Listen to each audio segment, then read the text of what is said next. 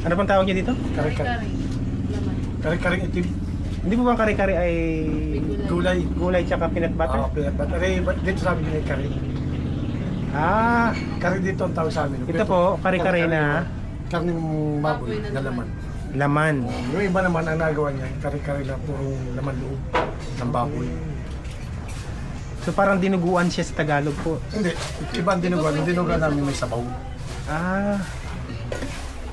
Ito, dugo din po to. Dugo din yan. Masarap po to sa... Sa Ayun, sa sabi niya. pansit. Pansit po po. Pero sinasabaw namin ito, dinuguan. Kasi ito yung puro laman, mahal ang karne kaya namin. Ah. Eh, kung gusto mong kalasa, doon ka para 220 lang yun. Sige nga po, try ko nga po ito. pansit. Pansit tsaka ito. Ilang kare-kare. Isa lang po. Ako lang. Order? Apo. O kalahati lamang. Ah, pwede pong kalahati? Oo. Oh, sige, kalahati lang. Magkano po ito? 20 lang yun. 20. Aba, mura po ah. Oo. Ito, Ito, Kalahati. 50 lang yun. 50. Ito yung Ilan po na lang dito ate para ma... Yan, matamis. Hindi. Suka din siya. Kaso pa din. Mickey na may tinuguan. Tapos ito yung tawag nila dito ay... Ano po tawag niyo? Kare-kare? Kare-kare.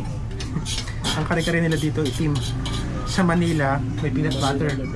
Gulay. Dito ang kare-kare nila is dinuguan. Dinuguan na maanghang. Tama po? Kare-kare ng maanghang. Oo. Dinugan walang... Ano po?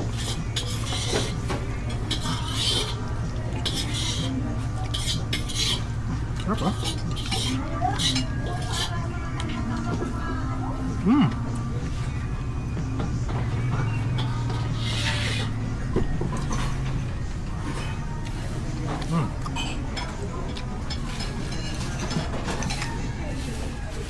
Ah, mas masarap siya kasi tiniguan ko ah.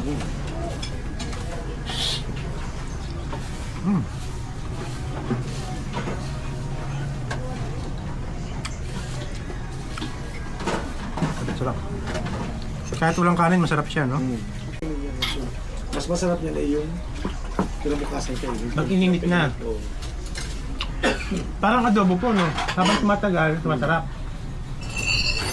So, ang pinagkaiba lang po nung kare-kare at saka nung dinuguan is maanghang po yung Maanghang kare-kare.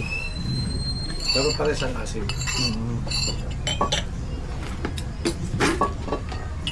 Sarap po ah. Isa po yun sa local food ng Marinduque, no? Okay. Ano po mga local food nila dito? Yung kabayo. Baliban sa kabayo.